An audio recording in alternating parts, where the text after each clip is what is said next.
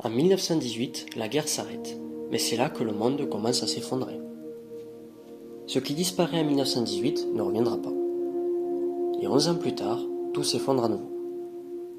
Entre 1918 et 1929, un monde tente de se reconstruire en oubliant l'enfer des tranchées, sans savoir qu'il marche déjà vers sa prochaine chute. Et personne ne comprend encore pourquoi. Dans l'épisode précédent, nous avons vu comment la guerre transforme les sociétés de l'intérieur. Mais après 1918, ce sont les structures mêmes du pouvoir qui disparaissent.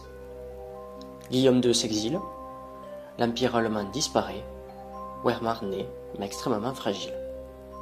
L'Allemagne perd deux régions importantes, Danzig et l'Alsace-Lorraine. L'Empire austro-hongrois explose, Charles ne peut se résoudre à quitter le pouvoir. Plusieurs États sont créés. L'Empire ottoman est réduit à l'Anatolie. L'Empire est partagé entre Français, Grecs, Italiens et Anglais. L'Empire russe, lui, est plongé dans la révolution enclenchée en octobre 1917 entre les forces rouges et blanches. 4 empires puissants, effacés en quelques mois. Ce qui semblait éternel reposait sur un équilibre extrêmement fragile.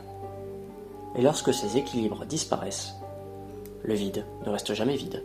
Le traité de Versailles ne reconstruit pas. Il punit sévèrement les puissances vaincues. L'Allemagne est humiliée. Les réparations sont lourdes. Le ressentiment s'installe. La paix est signée, mais pour l'Allemagne, elle ressemble à une condamnation.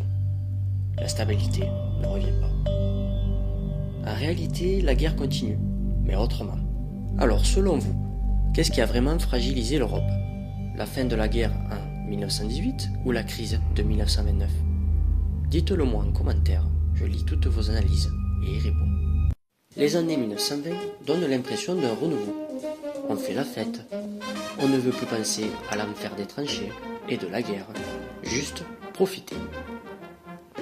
Cela mène prospérité, croissance et bourse en expansion. Mais sous cette surface brillante, le système est à nouveau fragile. Et personne ne veut le voir.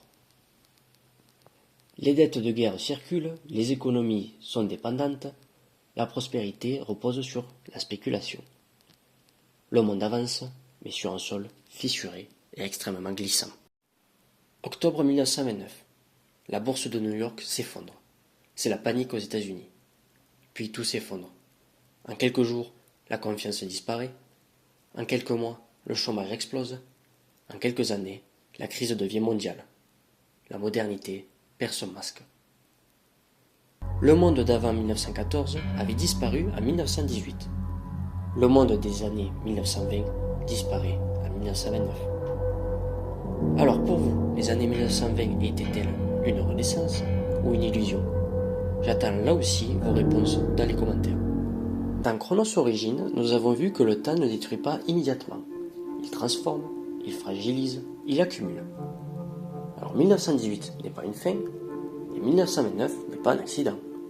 Ce sont deux étapes d'un même cycle, et lorsque les cycles s'accélèrent, les sociétés basculent.